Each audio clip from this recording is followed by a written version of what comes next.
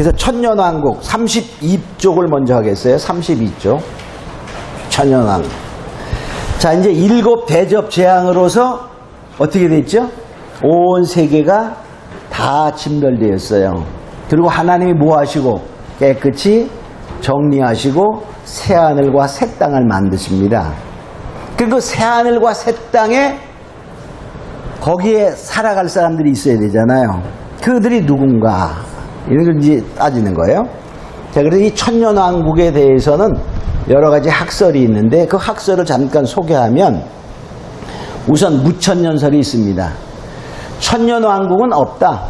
실제적인 천년왕국은 없이 그냥 지금 주님이 재림하셨을 때까지, 초림하셔서 재림할 때까지 바로 그것이 천년왕국이다 이렇게 표현하는 것이지 실제적인 천년왕국은 없다 이런 것을 말하는 거예요. 그래서 그리스도의 초림부터 다시 재림하실 때까지를 그냥 영적인 그리스도의 나라가 이루어졌다, 이것이 천년왕국이다 이렇게 표현하는 사람들인데, 오늘날의 학자들의 90%가 이 학설을 믿습니다. 지금 신학교에서, 일반적인 신학교에서 무천년설이 아니면 받아들이질 않아요. 교수를 시켜주지 않습니다. 그 정도야. 그런데 우리가 성경을 우리가 잘 살펴보아야 됩니다. 자, 그러면 이들은 첫째 부활은 뭐라고 표현하게 되냐면, 예수 믿어 영이, 죽었던 영이 부활해서 영적인 부활, 이것이 바로 첫째 부활이다 그들이 주장을 하게 되죠. 근데 이 천년왕국이 이루어지면 뭐 하냐면, 우리는 계시록을 우선 잠깐 읽어봐야 돼요. 20장을 봅니다. 20장 보면요, 자, 20장을 우선 읽고 해야 될 것 같아요. 자, 내가 봄에 천사가 무저갱의 열쇠와 큰 쇠사슬을 그 손에 가지고 하늘로서 내려와서 용을 잡으니 곧 옛뱀이요 마귀요 사단이라 잡아 1000년 동안 결박하여 무저갱에 던져 잠그고 그 위에 임봉하여 1000년이 차도록 다시는 만국을 미혹하지 못하게 하였다가 그 후에는 반드시 잠깐 놓이리라. 그러니까 1000년 동안 마귀를 무저갱에다 집어넣었어요. 그랬더니 어떻게죠? 미혹의 역사가 없는 거예요. 그러면 만일에 무천년설에서 지금이 그냥 천년왕국 시대다, 예수님이 재림할 때까지, 초림하고 재림할 때까지 영적으로 죽었던 자들이 살아나는 것이 부활이고 영적인 부활이고, 그렇다고 말하면 지금 마귀가 있어야 될까요, 없어야 될까요? 자, 집어넣었어. 1000년 동안. 그리고 뚜껑을 닫았어. 자, 하나님이 닫았는데 마귀가 나올 수 있을까 없을까요? 못 나와. 그러면 사단의 미혹이 없어야 됩니다. 근데 지금 사단의 미혹이 너무 많죠. 사단의 역사가 너무 많은 거야. 그러니까 이 무천년설은 성경에 약간 위반된다 이렇게 볼 수 있어요. 자, 그래서 그러면은 뭐냐? 자, 그럼 천년왕국이 있다, 실제로 있다, 이게 이제 천년왕국인데, 그 천년왕국이 언제냐? 후 천년설은요 이런 거예요. 천년왕국 후에 예수님이 재림하신다 그런 건데, 그런 거의 요새는 주장하는 사람이 없어요. 그럼 또 뭐냐? 이제 예수님이 오시고 천년왕국이 시작된다. 지금 우리가 얘기하는 게 그거잖아요. 예수님이 오시고 그 다음에 천년왕국이 시작된다. 이것을 전천년설이라 그래요. 그러니까 천년왕국 전에 예수님 오시는 거죠. 자, 그런데 우리가 세대주의라는 것이 있어요. 세대주의는요, 우리나라에 맨 처음에 미국에서 선교사들이 와서 다 선교하고 그럴 때 다 거의 다 세대주의자들이에요. 그래서 그 세대주의는 뭐냐? 이 복음의 역사, 구원의 역사를 1000년 단위로 끊어요. 이렇게 1000년. 1000년을 1세대, 세대로 끊어서, 자, 이 구원의 역사를 이렇게 뭐, 각 시대를 세대주의적 전천년설이라 그럽니다. 자, 그런데 7세대로 구분하는데, 무죄시대, 무죄시대는 죄 없는 시대잖아요. 죄 없는 시대 있었죠? 아담이 범죄하기 전에 죄 없었어요. 그죠? 무죄시대. 그 다음에 양심시대. 그 다음에 인류들이 통치하는 그러한 시대, 그 다음에 족장시대, 율법시대, 은혜시대, 그 다음에 안식시대, 이렇게 7가지로, 그래서 인류의 역사를 7,000년. 그래서 이들이 얘기할 때 구약 4,000년, 신약 2,000년. 그래서 2000년대가 딱 되면 주님 오신다. 이렇게 많이들 생각을 했어요. 자, 그런데 이들이 주장하는 것 중에 핵심은 뭐냐? 성도에게는 환난이 없다. 예, 성도에게는 환난이 없어서 환난이 시작되는 7년 대환난 그때에 주님이 공중으로 재림하셔서 다 성도들은 휴거하여 올라가서 공중에서 잔치하는 거예요. 그럼 지상에는 뭐야? 그때 환난의 보람 막 세상을 심판하고 7년 후에 주님과 함께 다시 지상으로 내려와서 천년왕국을 건설한다. 이것이 세대주의적 전천서입니다. 이것이 우리나라의 복음의 전파의 첫 번에 이루어진 거예요. 그래서 많은 사람들이 이거를 주장해서 성도는 환난이 없다 이렇게 생각합니다. 성도는 환난이 없다라는 말은 성경에 없어요. 근데 바람은 그렇지, 없으면 좋지, 그죠? 근데 주님이 오신다는 말은, 이렇게 말하면 뭘 해야 될까? 주님이 공중에 한번 재림하시고 또다시 뭡니까? 주님이 지상에 재림하시고 2번 재림하셔야 됩니다. 근데 성경은 2번 재림한다는 말이 한마디도 없어요. 다 주님이 직접 말씀하실 때도 마태복음 24장에서 환난 후에 인자의 징조가 보이리니 이렇게 말합니다. 환난 후에, 그때 그 전에 말하기를 많은 환난을 얘기해요. 창세 이후로 이런 환난이 없었다. 내가 택한 자를 위하여 이 환난을 감하지 아니하면 살아남을 자가 없다. 이렇게 환난을 이야기한 후에 환난 후에 인자의 징조가 보이리니 이렇게 말씀하셨어요. 그럼 주님이 언제 오신다는 거죠? 주님이 직접 말씀하셨어요. 그 마태복음을 잠깐 볼까요? 자, 29절을 보겠습니다. 그날 환난 후에, 그 전에 많은 것이 있었어요. 즉시 해가 어두워지고 달이 빛을 내지 아니면, 아까 얘기했죠? 대접재앙에 세상이 어두워지는 시대가 오는 거예요. 빛을 내지 아니하며 별들이 하늘에서 떨어지며, 많은 별들이 떨어져. 여기 뭐 아까 실제 별들도 그렇지만은 누가 떨어지죠? 횃불같이 타는 큰 종들도 떨어지고, 용꼬리 맞고 무화과 나무에 과실이 떨어지는 별들이 있다 그랬어요. 별들이 첫 번에 3분의 1 떨어진다 그랬잖아요. 그리고 그 다음에 뭐죠? 이렇게 나와요. 그때가 언제죠? 환난 후에 이럴 때죠. 인자의 징조가 하늘에서 보이겠고, 그때 땅의 모든 족속이 통곡하며 그들이 인자가 구름을 타고 능력과 큰 영광을 오는 것을 보리라. 환난 후에 오신다고 말합니다. 그리고 성도는 그러니까 뭐죠? 그 환난을 겪는 거야, 겪는 거. 진노는 피하게 하시는 거예요. 그게 달라요. 그 환난은.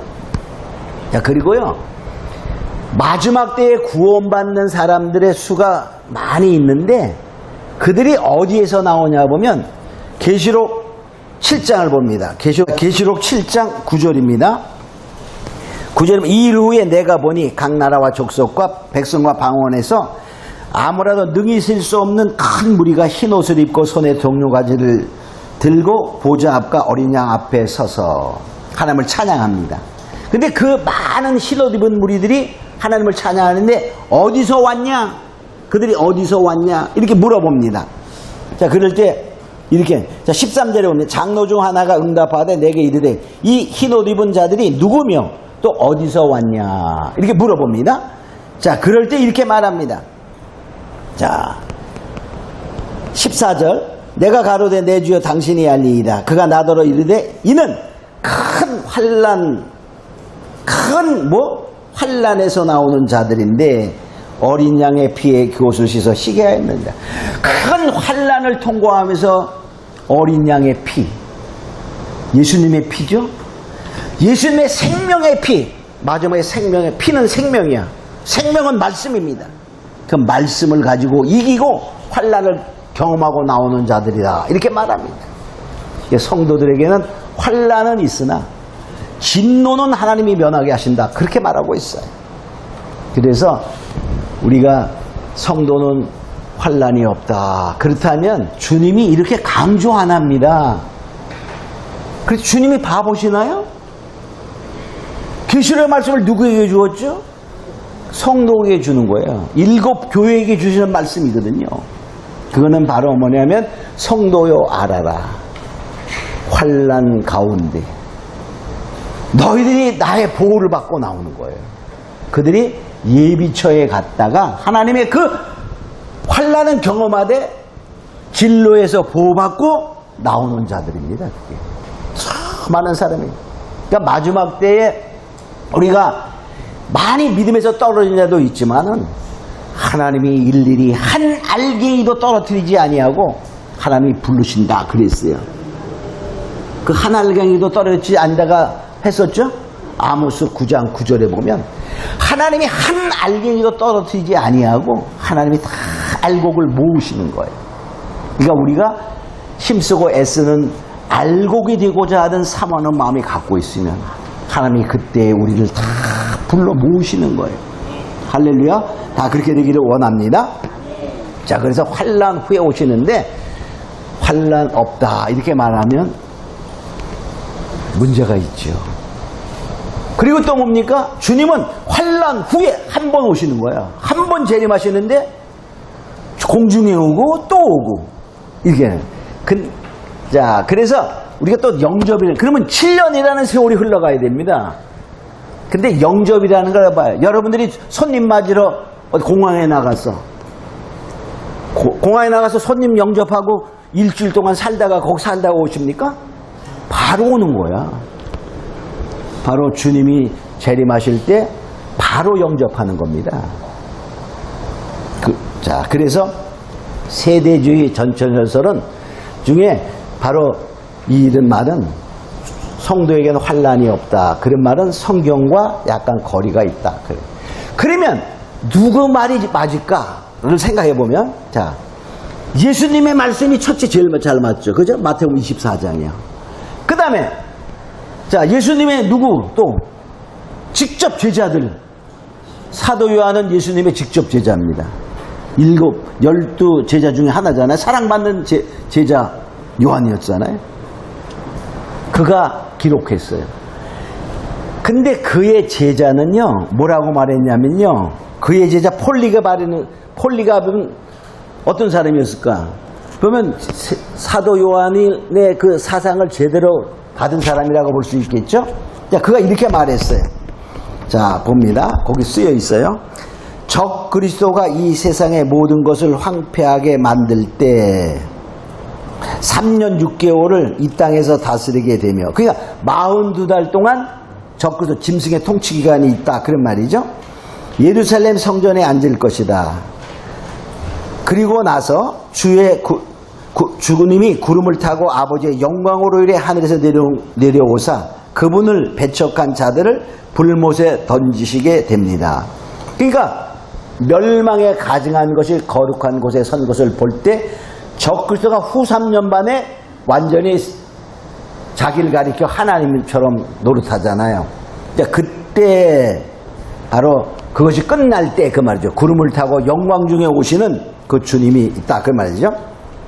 그러나 의로운 자들을 위하여 이 땅에 왕국을 일으키시는데, 그러니까 주님이 오셔서 왕국을 일으키셔요.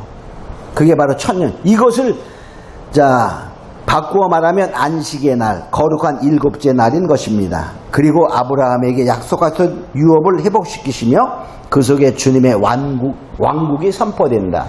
그러니까 사도 요한의 수제자 폴리갑이라는 사람도 적그리스도를 심판하고 주님이 오셔서 왕국을 건설한다, 이렇게 말했어요. 그러면 누구 말이 맞을까요? 사도 예수님의 말이 맞을까요? 사도 요한의 말이 맞을까요? 폴리바의 맞을까요? 지금 어느 목사님들이 말하는 게 맞을까요? 예수님의 말씀이나 사도 요한의 말씀이나 지금 말했던 폴리갑이나 다 같아. 말이 같아. 주님이 언제 오신다고? 환난 후에 오신다고 말하고 있어요. 그리고 왕국이 건설된다.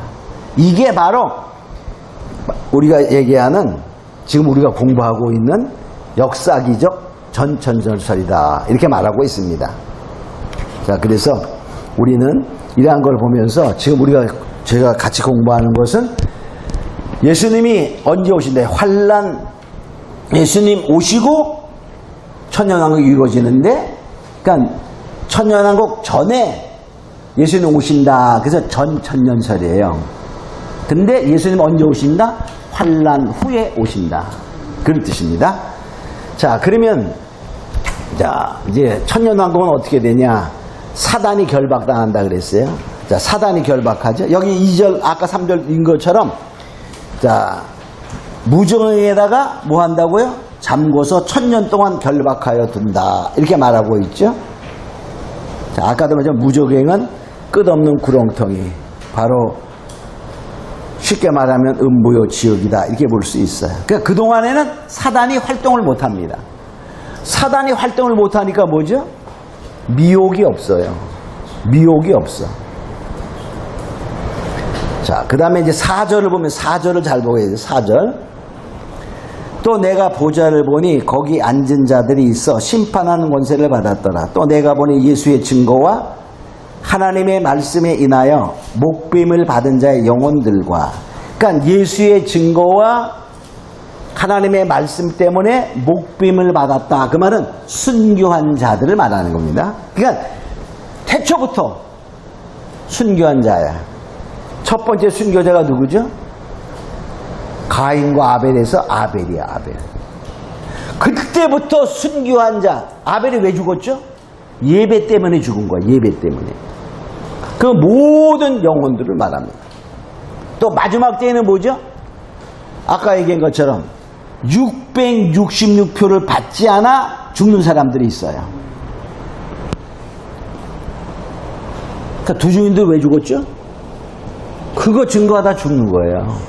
그런 여기서 자, 목빔을 받은 자의 영혼들과 또 짐승과 그의 우상에게 경배하지도 아니하고 이마와 손에 그의 표를 받지도 아니한 자들이 살아서, 그러니까 표 받지 않고 죽은 자들이 살아서, 그러니까 표 받지 않는 것 때문에 죽은 자, 마지막 때에 순교한 자들이 살아서, 그 말은 부활하여, 그런 말입니다. 1000년 동안 왕노릇 하리로다. 그러니까 지금 자, 이제 천년 주님이 재림하셨습니다. 그럼 천년왕국이 전개되지요. 그때 거기에 왕노릇 할 자가 누구냐? 지금까지 뭐 한다고요? 순교한 자. 간단하면 지금까지 순교한 자야. 근데 구분하기를 환난 전에 순교한 자들이 있어요. 마지막 환난 때에 짐승의 표를 받지 않아서 죽은 순교자들이 있어요. 그것을 구분해서 말했을 뿐이지만 순교한 자들이 살아서, 그런 말입니다. 그래서 왕노릇 한다. 그래요. 5절 보면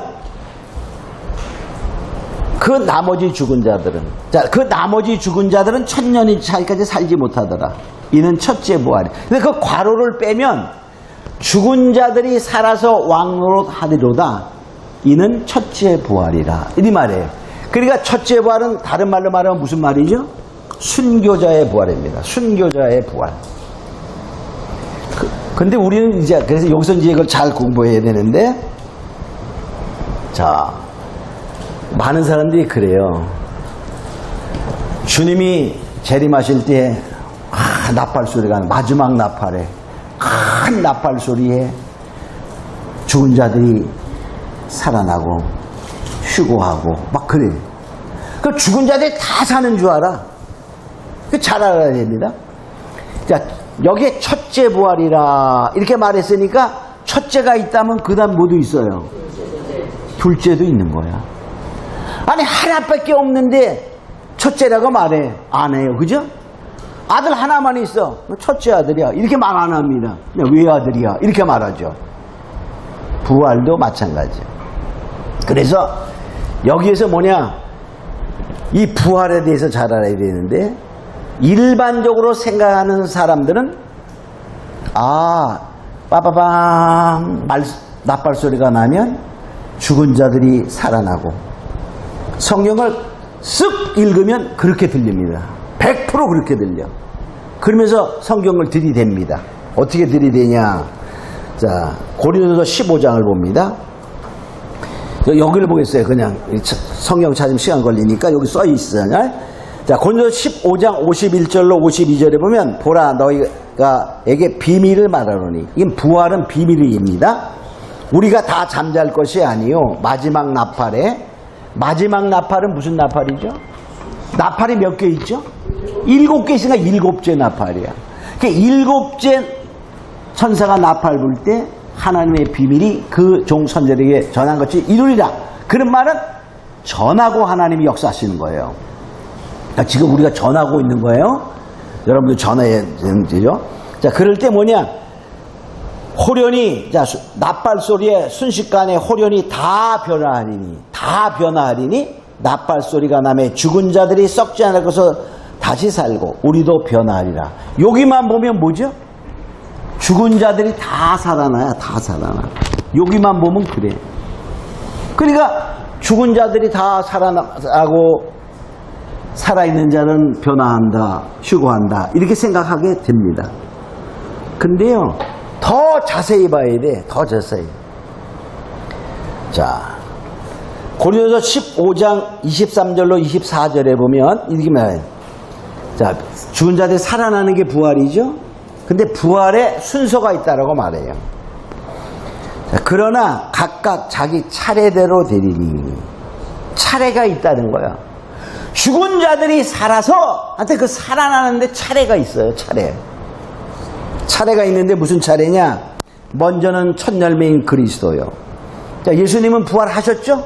우리 다 아시죠? 그 다음에는 그리스도에게 붙은 자요. 자, 그리스도에게 붙은 자가 있어. 자, 예수님은 부활하셨어요? 그러면 그 다음에 부활할 자 누구예요? 붙은 자. 그 붙은 자가 누군지 알아야 돼. 자, 붙은 자. 그 후에는 나중이니. 자, 나중. 그러니까 붙은 자의 부활이 있고 나중 부활이 있어요. 그러니까 나중 부활은 뭘까? 붙은 자가 아니야. 그렇죠? 자, 그런데 나중에 부활을 언제 하냐? 저가, 즉 예수님께서 모든 정사와 모든 권세와 능력을 멸하고, 모든 정사와 권세와 능력이 뭐죠? 마귀입니다. 마귀 권세를 100% 없애고, 그 말이야. 나라를 하나님 아버지께 바칠 때다. 그러니까 하나님 아버지의 나라에 딱 바칠 때 그때 부활하는 거예요. 그런데 자, 지금 뭐냐? 마귀 지금 어디 있어요?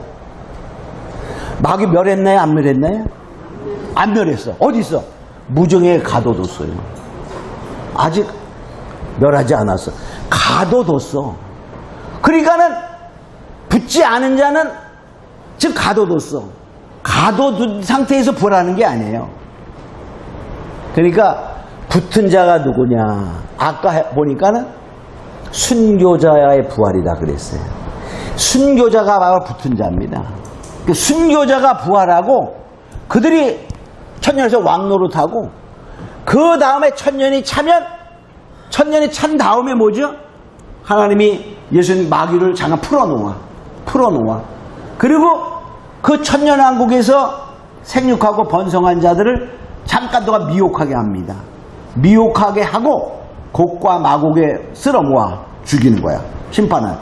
그러면서 마귀를 어떻게 하죠? 완전히 불못에 던져요.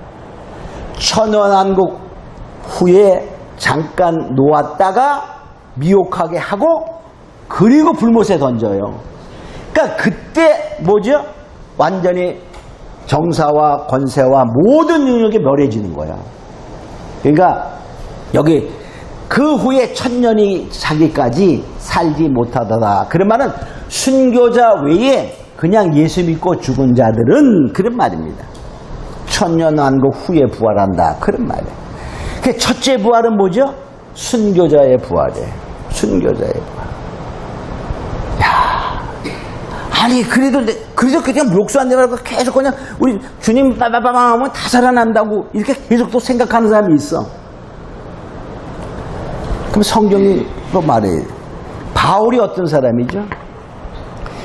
여러분이 바울보다 아무리 여기 지금 낡으겨도 바울보다 더 깨달은 사람이 있을까요? 하늘의 비밀을 없다고 봐야 돼. 그죠? 바울은요, 이 부활의 비밀에 대해서 너무나 많이 깨달았어. 안 쓴 것도 많아. 3층 전의 비밀을 보고도 말하려니까는 이해를 못해. 뻔해. 반대로 저거 미친 소리 하네. 이 소리 들을 것이 뻔해. 그래서 말하려고 그러다가 그냥 입을 닫습니다. 그러한 바울이 부활. 나는 정말 부활에 이르러야 돼. 내가 정말로 이 세상에서 그지같이 살고 내 생명이 다 없어져도 나는 반드시 부활에 이루어야 된다. 이렇게 애쓰고 힘쓴 사람입니다.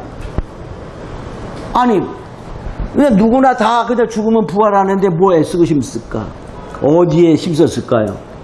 바로 순교자의 부활에 힘쓰려고 하는 거예요. 빌립보서 3장 11절을 봅니다. 자, 빌립보서에 보면은 다 모든 것을 배설물로 여기고 위의 것을 쫓아 다름질하는 그런 과정 속에 빌립보서 3장 11절에 이렇게 말해요. 어찌하든지 죽은 자 가운데서 부활에 이르려 하노니. 부활이 꼭 부활에 가야 돼. 무슨 부활? 그냥 다 살아나는 부활에 힘썼을까요? 여러분에게 만일에 나이 먹으니까 대한민국에서 돈 없으면 기초연금 다 준다. 그래. 야, 난 기초연금 받으려고 기를 쓰고 산다. 그런 사람 손 들어. 없어. 그죠? 그냥 가만히 있으면 주는 거야. 힘 안 씁니다. 그죠? 누구나 그냥 믿고 죽으면 부활하면 바울이 미쳤다고 그렇게 힘쓰겠어요? 바울이 힘쓴 부활은 첫째 부활에 이르려고 하는 거예요. 첫째 부활. 순교자의 부활. 그래서 이 초대교회 성도들은요, 그걸 비밀을 알은 거예요. 그래서 죽음을 두려워하지 않았어. 히브리서 11장 35절 되면 어떤 이들은 더 좋은 부활을 얻고자 하여 악형을 받되 구차히 면하지 아니하였습니다. 초대교회 사람들이 순교하면서 하늘이 열립니다. 우리가 그냥 생각해보세요. 어떻게 화형을 당하면서 찬송 부를 수 있겠어요? 사자의 밥이 되면서 어떻게 찬양 부를 수 있겠어요? 초대교회 성도들은 똑똑해서가 아닙니다. 하나님이 그를 잡는 거예요. 하나님의 비밀을 확 보여준 거야. 그래서 그들은 죽음 앞에 굴복하지 아니하고 그 부활을 생각하며 순교자의 부활, 더 좋은 부활을 바라보며 구차히 생명을 면하려고 하지 않았다. 이렇게 말하고 있잖아요. 자, 그래서 그들이 뭐 한다고요? 1000년 동안 왕노릇한다. 이렇게 말하고 있어요. 그래서 이 1000년 왕국은 그러니까 무슨 시대가 된 거죠? 다 악인들은 세상에 심판하고 천년, 거기는 누가만 갔죠?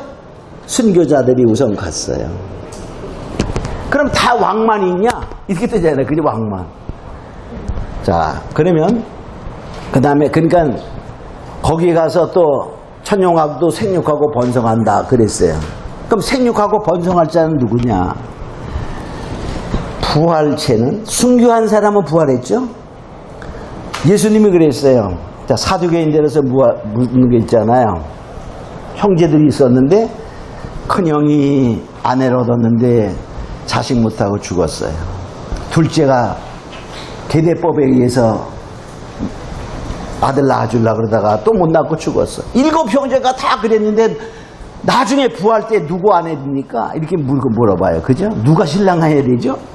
그때 주님 말씀하시죠? 부활 때에는 시집장가 가지 아니한다 그랬어요. 부활체는 시집장가 안 가요. 그러니까 생육 번성하는 게 아니야.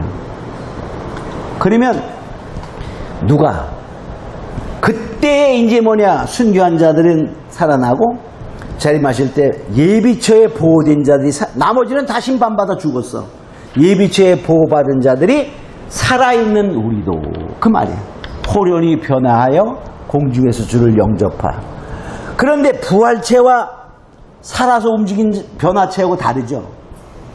그러니까 예비체에 보호받던 사람들은 공중에서 휘거하여 주를 영접하고 생육 번성하는 자가 되는 거예요. 천년왕국에. 그래서 이 순교자의 부활이 첫째 부활이요. 그러면 이제 거기에서 뭐 되는 거야? 천년왕국에서 누가 존재하죠? 죄가 없어요. 그러니까 결과적으로 뭐 하고 같아? 에덴의 회복이 되는 거예요. 에덴의 회복. 그러니까 하나님 왜 천년 그냥 영원 천국으로 그냥 가버리지? 이렇게 생각할 수 있는데 하나님은요 우리에게 자유의지를 주어서 자유의지를 가지고 우리가 왜 자유를 주셨을까요? 하나님의 형상을 따라 하나님의 모양대로 만들었기 때문에 자유의지가 있는 거예요. 그래서 하나님은 우리의 자유의지를 통하여 주를 섬기기를 원하시는 거예요. 그냥 꼭두가시를 원하는 게 아니에요. 그래서 천년왕국이 이루어지는 것은 에덴의 회복을 시키는 겁니다. 만일의 경우에 아담 그 시대에 죄를 짓지 않았더라면 그들은 어떨까요? 죄를 짓지 않았더라면 그냥 죽음이 없는 거야. 그죠? 영원한 세계가 되는 거야. 죄 없이. 마찬가지로 이제 다시 그 시대를 회복시켜요. 그래서 거기서 다시 아담에게 생육하고 번성하라 한 것처럼 생육이 번성이 일어나는 거야. 누가 변해차를 통하여. 그럼 1000년 동안이니까 어떨까요? 1000년 동안 죽지도 않아. 그러면 아까도 흰 옷 입은 무리가 무수히 많다 그러죠. 누구라도 능히 셀 수 없는 힘 큰 무리들이 종려가지고 찬양했어요. 그들이 1000년 동안 생육 번성합니다. 그럼 어떻게 될까요? 수많은 사람들이 생육하고 번성하죠. 근데 마귀가 없어. 어디에? 무적에 갇혀 있으니까. 그러니까 미혹이 없어요. 그러니까 미혹이 없으니까 죄가 안 짓는 거야. 하나님이 다시 한번 선악과를 먹지 말라 한 것처럼 사단을 놓습니다. 1000년 후에.